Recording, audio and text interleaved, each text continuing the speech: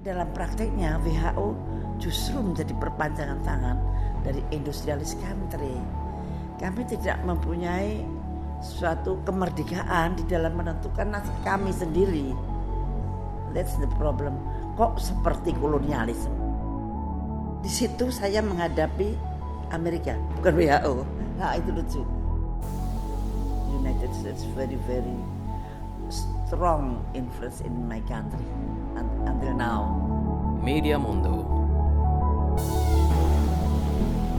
Good afternoon, viewers of Media Mundo. Thank you for watching again. I am here in Jakarta, Indonesia, and today I will be talking to Ibu Siti Fadila Supari. She's a cardiologist, but also the former Minister of Health in Indonesia between 2004-2009. I read that you actually were born in the month before the signing of the sovereignty between the Netherlands and Indonesia, right? 1949. And the theme of sovereignty, independence, I would love to talk that with you, focusing on the policy of the WHO, the World Health Organization, which I think we can say that Ibu Siti Fadila really rocked the boat at that time and made a lot of impact, I would say. But Ibu, maybe we can first go back to the year that you were just like 1 year a minister, and then the avian flu hit Indonesia, hit Southeast Asia. Okay. You mean in 2005 and 2006, okay. Can I speak in Indonesia? Boleh, silakan. Ada kasus avian flu yang pertama, saya cukup kaget. Karena sebelum itu tidak pernah terjadi di Indonesia. Dan saya kaget apa itu avian flu. Dan ternyata kemudian saya tahu bahwa diagnose dari the first patient itu berdasarkan temuan laboratorium yang dikerjakan oleh NAMRU, the laboratorium Naval American Medical Research Unit. NAMRU. NAMRU yang stay di Jakarta. Saat itu saya heran kenapa NAMRU siap bahwa Indonesia akan ada avian flu. Nah ini membuat saya bertanya, mungkin dia tahu lebih dahulu sehingga dia siap dengan primernya, siap dengan alatnya untuk mendeteksi avian flu dari spesimen pasien yang ada. Nah, di situ saya agak heran. Dan at the time kami belum mampu memeriksa itu bagi orang Indonesia. Jadi kemudian staf saya belajar pada NAMRU, karena NAMRU yang pertama kali mendiagnose avian flu di Indonesia. And NAMRU is American or was it Indonesian Navy? No, from America. From America in Jakarta. In Jakarta. Dan mereka sudah stay 40 years since 1970. Dan sebetulnya sejak 1980 mereka stateless, but mereka bisa terus stay in Indonesia. Ketika itu saya hanya simpan di dalam hati bahwa menurut saya rada aneh kenapa mereka ready untuk memeriksa itu. Dan kemudian pada tahun 2006 Indonesia diklaim ada human to human transmission di avian flu. Ketika itu mulai di Tanah Karo di Sumatera. And then WHO mengklaim bahwa itu awal dari pandemik dan Indonesia akan menjadi epicentrum. Oh no. Kemudian saya counter dengan pemeriksaan laboratorium kami di Eijkman, dan kami membuktikan bahwa tidak ada human to human transmission. So you question so they were very quickly to say there was the human to human transfer, but you said where's the evidence? Because WHO claimed the human to human transmission based on epidemiological study, but I proved in virological study. Penemuan secara virologis sangat kuat untuk membuktikan bahwa tidak terjadi human to human transmission di Indonesia. Dan ketika itu saya berpikir, apa maksudnya WHO mengklaim sesuatu yang tidak benar? Nah, mulailah saya curiga. Jadi kemudian saya cari-cari dan saya termotivasi apa sebetulnya maunya WHO. Dan saya sangat surprise bahwa ternyata apa yang dikatakan WHO itu tidak benar. Mereka mengatakan bahwa avian flu menular dari ayam yang mati pada manusia. Dan kami membuktikan secara virologis ternyata tidak terbukti. Infeksi pada ayam terjadi, infeksi pada manusia terjadi, tapi tidak ada hubungan. Dan kemudian mereka mengatakan human to human transmission, tapi kami membuktikan tidak ada human to human transmission. Jadi jelas sekali apa yang dikatakan WHO saat itu adalah tidak benar. Maybe they didn't expect you to question this statement because they are seen as a serious, institution. It's very Everybody usually respect the WHO, and then you dare to say, "But are you right?" What was the response when you questioned the evidence? Oh, the WHO. Yeah. And then mereka setuju dengan pendapat saya akhirnya. Akhirnya oke. Iya, akhirnya oke. Dan berita-berita di in CNN Internasional kemudian hilang yang tadinya menyiarkan bahwa di Indonesia terjadi human to human transmission. Ya, mengapa saya mengcounter? Karena statement WHO itu sangat berbahaya untuk negara saya. Maka saya harus membuktikan dengan sebaik-baiknya. Because of the consequence that consequence is very bad. It for will, my country. Like now with COVID, it would have been closed the whole country. Embargo like this. Yeah. It would also damage the whole economy. Yeah. That's why you said we have to be very careful to say such a thing like that. But they were not careful. They just make the statement. Yeah. And then I'm curious about, because you started sort of a fight. Maybe it was also you felt that you had to do something, right? About the specimen. At the time, pada saat itu WHO mengharuskan bahwa dari setiap affected countries harus mengirim virus ke WHO. Tetapi di dalam WHO virus itu disubmit to GISN. Do you know GISN?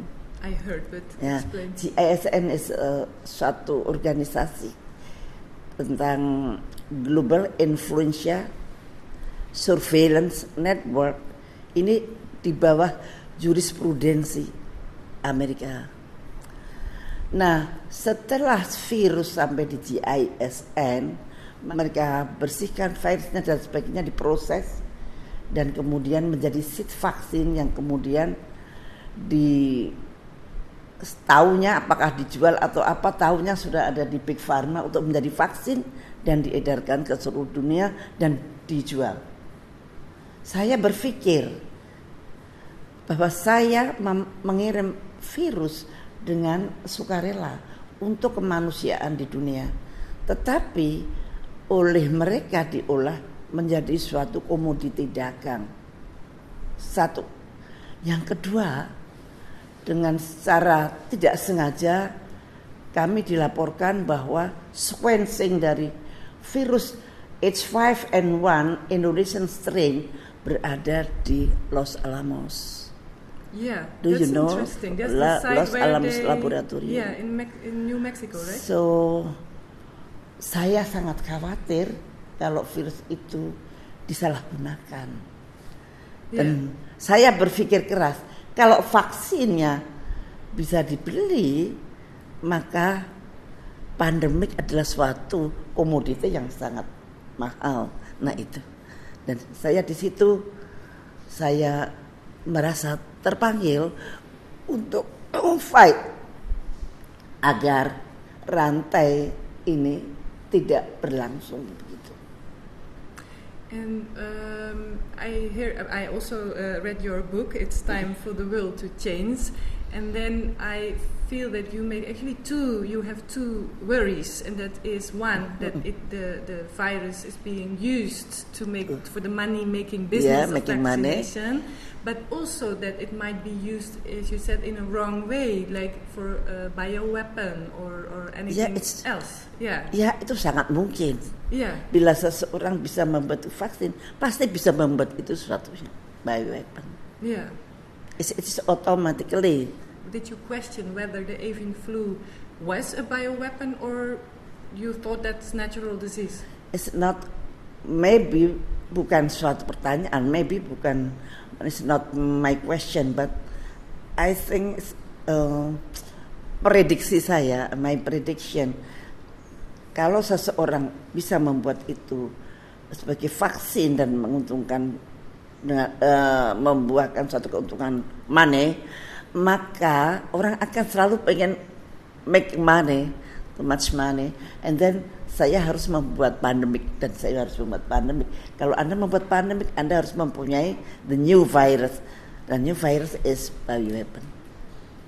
Yeah. Okay. Yeah, and it's logically thinking. The organization that demands, the WHO says that you have to give the virus to them, and you fought that, and then you succeeded. I banned the virus, dan saya tidak mau lagi mengirimkan virus-virus saya ke WHO. Yeah. Ya, saya keep sendiri dan saya tidak mau memberikan kepada WHO. Okay. Karena saya menganggap ada something wrong kalau virus itu saya berikan. Yeah. Kalau hanya untuk membuat vaksin, it's okay. Tapi kemungkinan yang satu itu saya tidak bisa membuktikan, tapi itu suatu kemungkinan yang sangat mungkin. Jadi saya putuskan untuk nge-ban virus itu untuk tidak saya kirimkan ke WHO. Dan hal itu membuat geger dunia saat itu. Karena WHO mengatakan sangat khawatir saya menyimpan virus itu. Tapi saya sangat khawatir kalau virus itu saya kirimkan. Jadi itu memang suatu perjuangan. Dan akhirnya WHO mencari jalan tengah. Okay, what do you want, madam? And then mereka membuat suatu PIP meeting dari seluruh WHA. Jadi keanggotaan WHA adalah Menteri Kesehatan seluruh dunia. Meeting itu berlangsung hampir 1 tahun. Di dalam meeting tersebut kami mengajukan suatu resolution. That was in Geneva, or? Di Geneva. Ya. And then the WHO has this WHA, that's the assembly. That's assembly. Yeah. So, yang anggotanya Menteri Kesehatan seluruh dunia dari 194 negara. Di sana saya mengajukan resolusi untuk mereform WHO dalam menghadapi pandemi. Saya ingin transparansi, fairness, and equity. Ini harapan saya. WHO harus transparan, everything harus transparan terhadap anggota-anggotanya seluruh dunia. Tidak ada sesuatu pun yang disembunyikan. Kedua, harus fairness. Apa yang ini harus adil terhadap negara yang sedang berkembang, negara yang affected country itu mempunyai hak apa dan kewajiban apa. WHO harus adil dan harus equity. WHO juga harus memikirkan negara-negara yang tidak mampu di dunia ini, negara-negara miskin. Nah, itu sebetulnya itu tuntutan saya. Jadi saya pengen aturan-aturan termasuk di IHR waktu itu kita revisi pada tahun 2005 sampai 2007. Dan itu revisi kami adalah menuju ke situ, ke transparansi, fairness and equity. Ini adalah kunci. Seharusnya sampai sekarang WHO harusnya begitu. Yeah, so it seems that I think they didn't like it that you raised your voice and said you have to open up everything, but in some way they had to do something with it, so they had to listen to you, right? Or they had to listen to the other members that joined your resolution. But then were there ways that they were still trying to, maybe push through their... Fortunately, saya sangat berbahagia karena hasil dari PIP meeting itu saya didukung oleh 128 negara. Jadi resolusi saya diterima karena dukungan kami sangat banyak. 128 negara itu termasuk negara-negara maju dan negara non-blok. Ya, meeting itu berlangsung memang panjang, hampir 1 tahun. Di situ saya menghadapi Amerika, bukan WHO. Nah, itu lucu. Resolusi saya ke WHO, tapi yang saya hadapi Amerika. Itu apa namanya saya tidak tahu. Kalau dinamakan konspirasi, apakah itu saya nggak ngerti. Oke, jadi ketika meeting kami mengajukan satu resolusi bahwa WHO seharusnya adalah transparan, fairness, and equity. Jadi suatu tuntutan kami yang sangat mutlak. Nah, supaya tidak terjadi pandemik lagi. Nah, saya ngeri sekali dengan pengalaman percobaan pandemik di Indonesia. Kemudian di dalam meeting tentu saja dan terjadi deadlock. Kalau deadlock untuk saya akan tetap keep our virus. Jadi kami tetap mengkeep H5N1 Indonesian strain yang mereka tuntut. Jadi meeting itu adalah supaya saya menyerahkan virus H5N1 Indonesian strain. Dan kalau deadlock, maka virus itu tetap saya pegang. Maka saya deadlock is no problem deadlock. Okay, and then the chairman asked to me, what do you want, madam? Nah, kemudian saya mengajukan satu condition, dan we have 6 condition.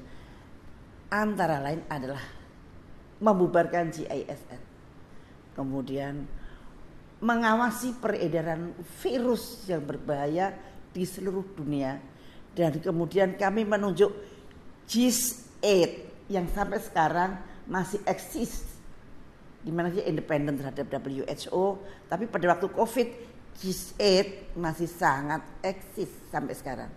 Dan kemudian yang ketiga, adanya material transfer agreement, di mana negara yang mengirimkan virus harus bertanggung jawab kemana virus itu akan pergi, untuk siapa virus itu dikirim, untuk apa virus itu dikirim. Jadi di sini virus-virus yang berbahaya terawasi dengan baik.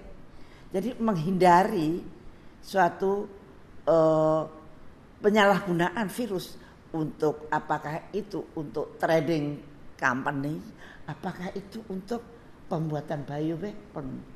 Ini sangat penting bahwa pengawasan virus harus transparan di seluruh dunia.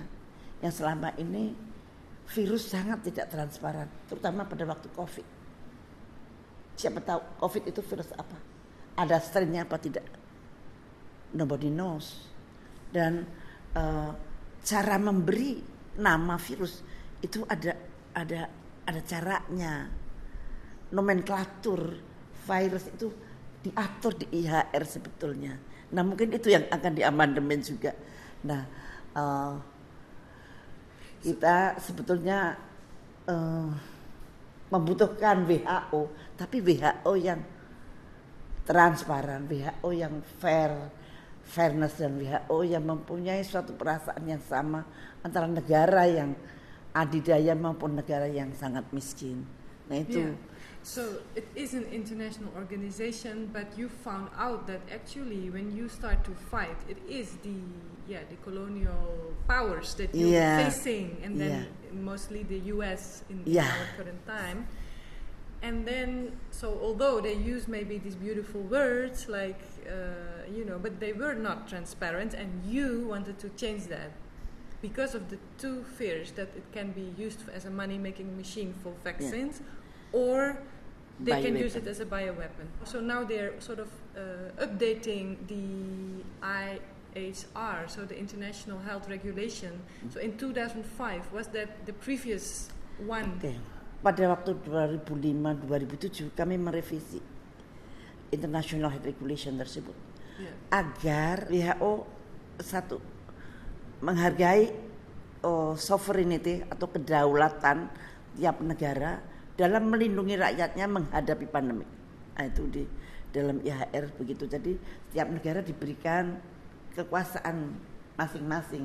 Jadi tidak diatur langsung oleh WHO. Kemudian yang paling penting di dalam IHR adalah definisi pandemik. Definisi pandemik pada waktu itu adalah harus mengikuti atau sesuai dengan suatu syarat-syarat. Satu, ditemukannya virus yang bermutasi dari hewan ke manusia. Kedua, ditemukannya virus human to human transmission, and ditemukannya dari bangsa satu ke bangsa lain. Nah, itu baru pandemi. Jadi untuk menentukan definisi pandemi harus ada 6 level. Itu ada di IHR yang asli, yang belum diamandemen. Kalau tidak memenuhi ini, maka dia bukan pandemik. Nah, ini yang sebetulnya kita harus pegang. Seperti di COVID kemarin di Wuhan, sampai detik ini tidak ditemukan syarat pertama, yaitu virus yang bermutasi yang transmitted from kelelawar to human. They didn't found until now. They didn't find until now, mereka tidak menemukan itu. Sebetulnya itu bukan pandemik. Kalau bukan pandemik namanya apa? But in the previous one with the avian flu, they also were. It was no pandemic, but so that's why saya bisa menolak ini bukan pandemik. But karena itu tidak bisa menemukan mutasi virus dari ayam yang mati yang transmitted to human. Indonesia akan menjadi epicentrum pandemik. But kami bisa membuktikan bahwa tidak ada human to human transmission, tidak ada dari ayam transmitted to human. But let's imagine if you did not stop that, what it would have been like COVID. Of course, pasti akan terjadi pandemik yang sangat besar, dan epicentrumnya adalah Indonesia. Dan waktu itu di tahun 2008 memang ada krisis global kan. Nah, di pandemik itulah untuk kompensasi dari suatu krisis keuangan biasanya butuh pandemik. Nah, tapi gagal waktu itu tahun 2008. Jadi waktu 2008 terdapat krisis yang sangat luar biasa di barat. Karena pandeminya gagal. Kalau pandeminya berhasil mungkin tidak krisis gitu. Menurut hitungan saya. I understand. There's a relation between the economic sangat ada. And the system. And then because now we were talking about vaccination, as if the vaccination was the only solution to the illness, but in that time you had Tamiflu, right? The Tamiflu is tablet. And it helped. It improved the patient. But then what did they do with Tamiflu? Was it here everywhere or not? Tamiflu itu ketika itu WHO mengatakan obatnya hanya Tamiflu. And then kita percaya. Wow, I have to find Tamiflu. Dan saya cari Tamiflu, tapi ternyata tidak ada, kosong. Tamiflu sudah dibeli oleh negara-negara kaya.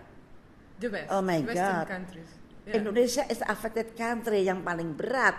Kenapa Indonesia tidak diberi kesempatan untuk membeli? And the Tamiflu in the Western countries were not used because at that time there was no avian patient there. Yeah, no patient. So they were there in a storage maybe, just being useless. Yeah. While people here were Ya, dying. itu yang aneh. Yeah. Di barat mereka tidak punya pasien diberi Tamiflu. Saya yang punya pasien banyak, no Tamiflu. Dan kemudian saya tahu ternyata Tamiflu itu di negara saya ternyata dia dibuat dari bunga lawang. Bunga lawang adalah suatu herbal yang kami sangat kaya dengan bunga lawang itu. Dan kalau tahu Tamiflu itu dibuat dari bunga lawang, kita tinggal makan bunga lawang aja sama dengan Tamiflu. Okay, so about the resolution that took 1 year. Susah untuk menemukan support atau gampang? Pertama kali agak susah karena mereka tidak well informed. Tapi begitu saya sendiri yang mengatakan pada beberapa negara, maka negara-negara itu kemudian berkumpul dan kami menumbuhkan kembali negara-negara non-blok yang dahulu dibikin oleh Soekarno. Non-alignment. Non-alignment movement, gerakan non-blok itu kami hidupkan kembali di WHO sehingga automatically 100 negara itu support me. And they were mostly part of this non-bloc. Yeah. We said the non-bloc. Hi non-bloc countries, please come to me, and then they came to me. That's interesting. Yes. So Sukarno would have been proud of that, I think. Sukarno. Yeah. So, and then what were the countries? Obviously, the United States was in opposition of you. How many supporters did the United States have? Just 6 countries. 6 countries? Yeah. So they were actually minority. Yeah. And still so strong. So my question is, it's obvious that you see a relationship with colonialism. In your book you use the word neocolonialism and capitalism a lot. Can you maybe reflect on that? Ya, saya merasa seperti itu. WHO seharusnya menjadi pelindung dari masyarakat sedunia di dalam menghadapi bencana kesehatan. Tetapi dalam prakteknya WHO justru menjadi perpanjangan tangan dari industrialis country. Kami tidak mempunyai suatu kemerdekaan di dalam menentukan nasib kami sendiri. That's the problem. Kok seperti kolonialisme? Nah, itu perasaan di dalam hati saya. Kalau memang WHO itu bukan new style dari kolonialisme, itu harusnya WHO memberikan kemerdekaan pada tiap negara untuk mengatasi masalahnya masing-masing. WHO membimbing apa yang negara itu tidak mampu dibuat mampu, dan WHO honestly apa yang dia katakan adalah yang sebenarnya. Nah itu cita-cita kita gitu. Itu harapan kami, bukan WHO yang menjadi penguasa, bukan WHO yang menentukan segala-galanya. Nah itu. I think it was Sukarno who once said imperialism is not that, it is just dying. Do you agree with that? Is the colonial... Sukarno said about the neocolonialism. Neocolonialism is new style of the colonialism. Yeah. So the Dutch left this country in 1949. After you were 1 month old. But then there were other ways that they tried to recolonize Indonesia, and so I think it's not in Indonesia. I think everywhere, all of the world. Now we can feel that the neocolonialism exists under right now. And do you see that if this is like one world colonial system that still try to colonize the world, you ask for it's time for the world to change, and now we are, how many years since you started your struggle in 2005? It's 20 years later. Do you see any change, or are we still stuck in the same I think it's there and it changed. Meskipun sedikit ada perubahan. Buktinya the next pandemi baru tahun 2020. 20, yeah. Yeah, it's too long from 2005. 15 years I think. Yeah. Di dalam 15 tahun antara ini sebetulnya WHO sebetulnya sudah lumayan ya. Yeah. Lumayan untuk tidak, dan sekarang kembali lagi setelah COVID WHO kembali lagi tidak seperti yang kita harapkan. Yeah. COVID time is not natural pandemic because syarat-syarat dari pandemic itu tidak dipenuhi. Misalkan tidak ditemukan virus, mutasi virus dari kelelawar transmitted to human. Nah, mereka tidak menemukan itu. Dan itu adalah syarat untuk pandemik. Mereka hanya memakai Public Health Emergency International Concern. Di dalam PHEIC atau Public Health Emergency International Concern itu sangat tidak fair. Everything bisa dibikin seperti itu. Bioterorisme pun juga akan menjadi international concern. Yeah. Nah, sehingga dengan Public Health Emergency International Concern kita tidak bisa membedakan apakah itu pandemik, apakah itu bioterorisme. Yeah. And about the COVID, you don't know. You question, you don't think it's a natural situation. Nah, so that's why IHR yang berisi definition dari pandemik akan diamandemen supaya hilang. Yeah. Ini di IHR sebetulnya definisi pandemik itu bagus banget. You bisa mengatakan pandemik kalau ada bukti, ada suatu mutation dari virus binatang atau virus hewan transmitted to human. Artinya virus yang dari binatang itu tumbuh atau timbul suatu reseptor pada manusia. Jadi bisa dilihat dengan satu cara-cara virologis. Oh, ini nggak ada reseptor to human, berarti tidak menular to human. Kalau ada reseptor, berarti bisa menular ke human. Nah, itu tidak ditemukan. Kalau itu tidak ditemukan, maka reseptor to human ditemukan di laboratorium. So you assume that this whole COVID thing was invented in a laboratorium. That's what you're saying. Saya tidak bisa menuduh seperti itu karena saya tidak punya bukti. Tetapi sampai detik ini tidak ditemukan perubahan reseptor itu dari alam, dari natural. So mereka harus bisa menemukan mana virus yang dari kelelawar itu ada reseptornya pada human. Sampai sekarang belum ada. And because so you were actually achieving something in 2005 by saying everything has to be transparent, so that so that nobody can use it as a bioweapon.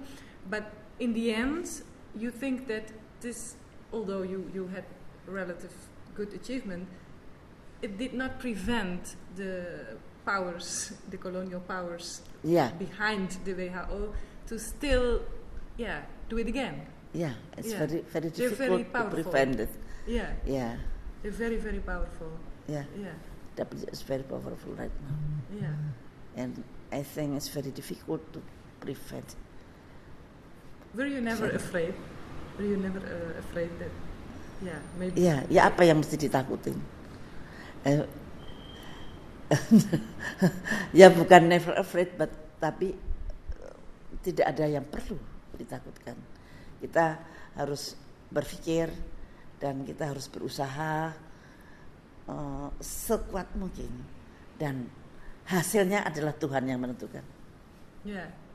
So that is your motivation. Itu motivasi kami. Kami akan tetap melawan, akan tetap berpikir untuk menghindari, mengeliminir kejahatan-kejahatan agar tidak mencelakakan umat manusia, tetapi itu adalah sebatas usaha kami dan hasilnya adalah Tuhan yang menentukan. I think you're quite unique Yes. person in the Indonesian political history. Maybe even, I would say, in the footsteps of Sukarno, who always fight for the sovereignty of this nation. Then you ended to be a minister in 2009, and after that, later on we got the Jokowi administration. Setelah saya menjadi Menteri Kesehatan, saya diangkat menjadi penasehatnya Presiden.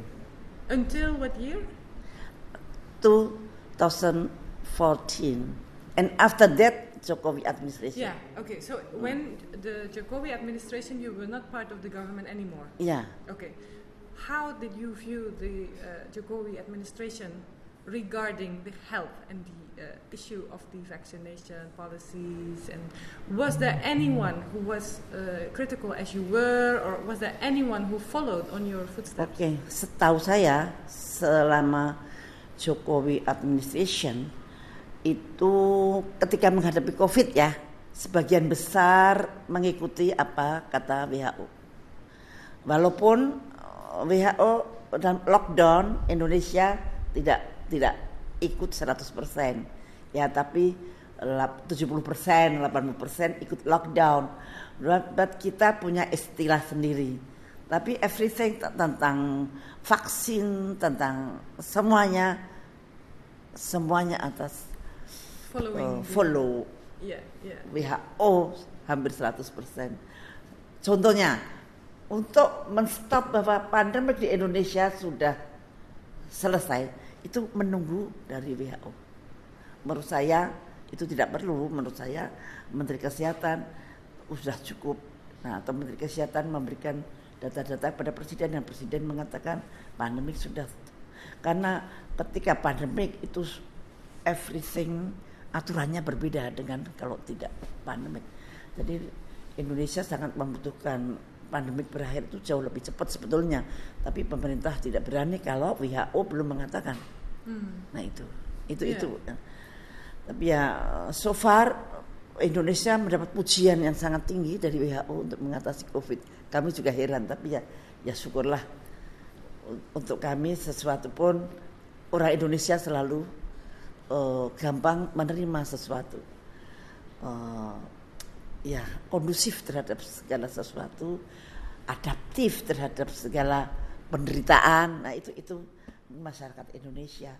But about because your biggest criticism is the money-making machine of the vaccine industry, the pharmaceutical companies. But actually, in Indonesia, the biggest American companies like Pfizer, like all these companies, they were not the majority of vaccinations that were given here. It was a Chinese vaccination, right? Sinovac. Do you see any difference? Is there any? Yeah, Sinovac menurut saya sih lebih bagus daripada Pfizer, karena Sinovac dibuat secara konvensional, jadi dibuat dari virus yang dilemahkan atau dimatikan. Tetapi vaksin yang baru yang dibuat di Pfizer, di AstraZeneca dan semuanya itu kan based on mRNA. Cara baru ini belum terbukti aman di dalam jangka panjangnya. Maka mereka mencobakan pada waktu COVID itu sebetulnya percobaan. Oh my God. Jadi mereka menggunakan percobaan ke seluruh dunia. Dan menurut data-data yang terakhir dari Amerika, justru banyak side effect yang sangat berbahaya. But my question is, because they are not the majority vaccine that was given in Indonesia, can we say that their plan lost? Because actually maybe they want that 100% of Indonesians is taking the Pfizer, the Moderna, they didn't succeed then. Can we say that? Dari Sinovac. Majority kami berasal dari Cina. Sinovac yang dibuat secara konvensional. Tapi booster dose itu dari Pfizer, diharuskan dari Pfizer dan dari Moderna. Maksud dan diharuskan dari every Indonesian who was first diharuskan. Has to karena caranya mengharuskan mandatory. Kita tidak bisa kemana-mana tanpa sertifikat bahwa kita sudah divaksin. Nah, cuman di Indonesia itu banyak orang yang tidak divaksin tapi punya sertifikat. Nah itu spesifik untuk Indonesia.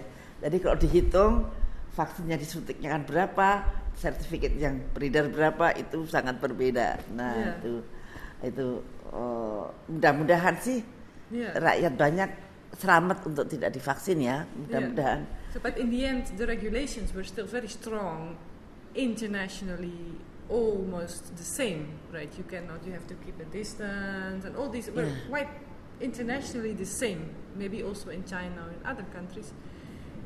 Does that mean that this is in that part they are successful? They were successful in forcing their regulation. Menurut saya mereka yang menginginkan vaksin digunakan di seluruh dunia itu mereka gagal. Oh ya, you think? Iya, karena hanya 30% dari harapan mereka. Oh ya. So that's why mereka mau membuat pandemic treaty. You think actually you don't see that they succeeded in this attempt? Mereka tidak sukses. And that's why you think they are now busy setting up the pandemic treaty to enforce in another kalau occasion. Dengan pandemic treaty mereka akan lebih powerful untuk memaksa semua harus memakai vaksin.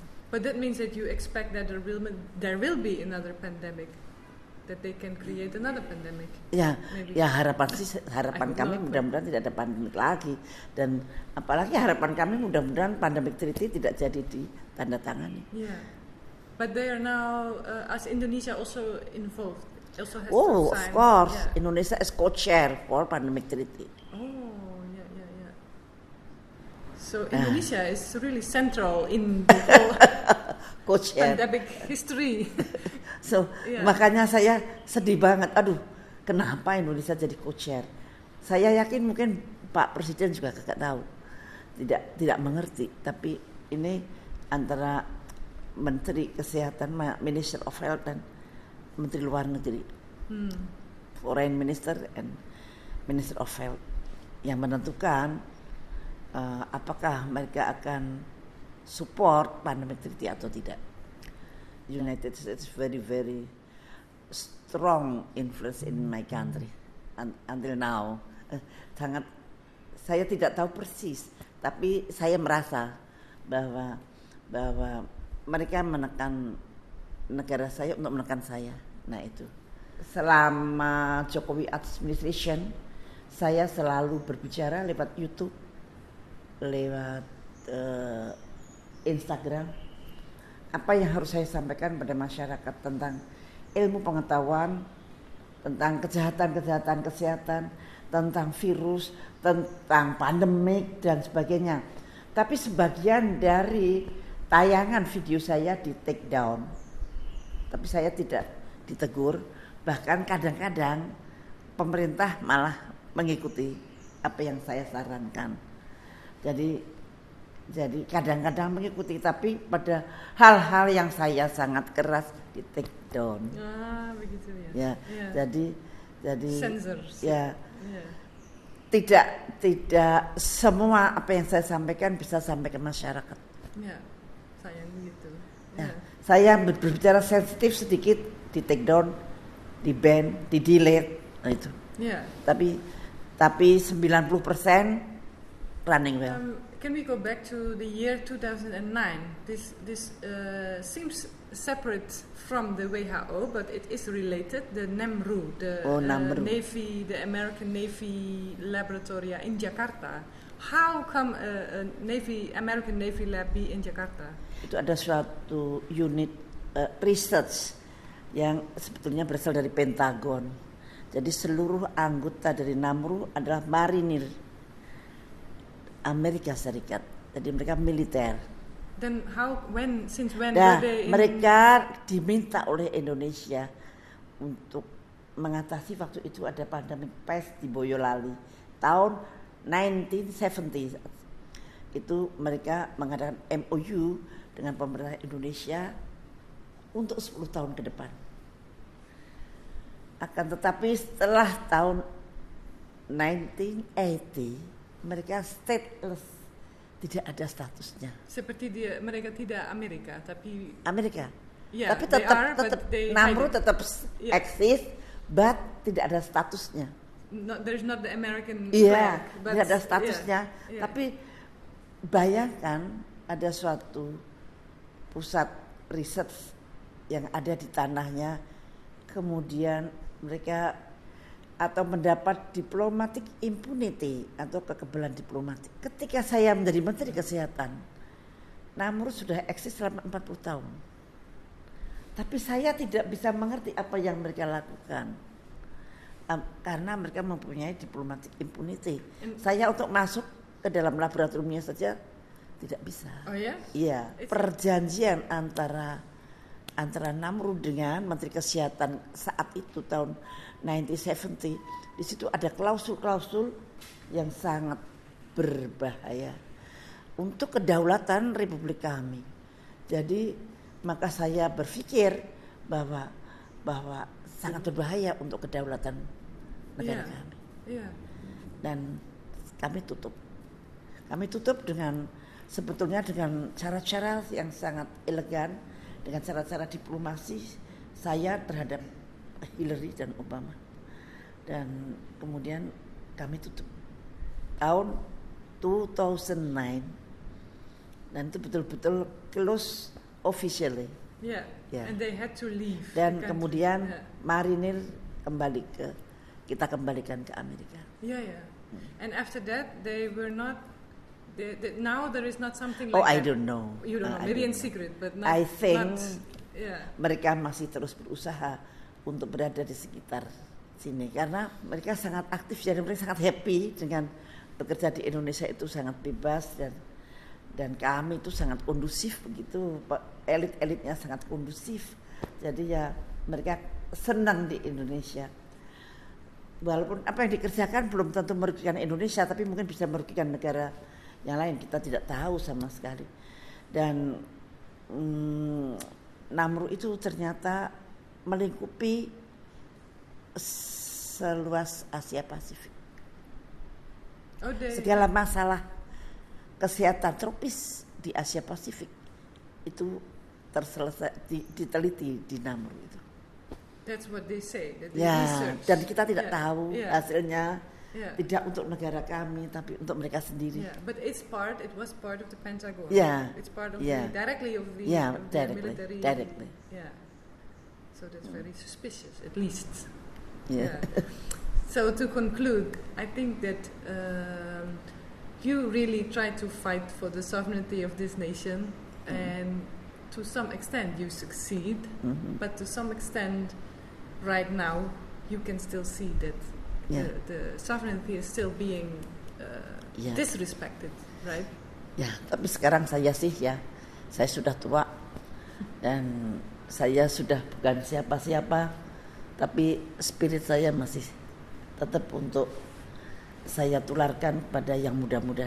Yeah, so for those who are interested, Ibu Siti Fadila has an Instagram that you can follow. It's unfortunately only mostly in Indonesian, right? So for the Indonesian followers, do you have some hope or wish for the future that will happen?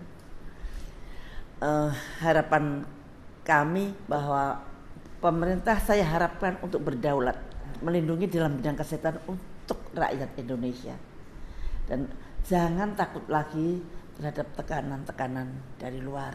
Dan mudah-mudahan kita betul-betul bisa merdeka dari neokolonialisme, neo-imperialisme di bidang apapun juga. Nah, itu harapan. Mudah-mudahan bukan menjadi mimpi yang kosong. Terima kasih. Thank you. Terima kasih banyak.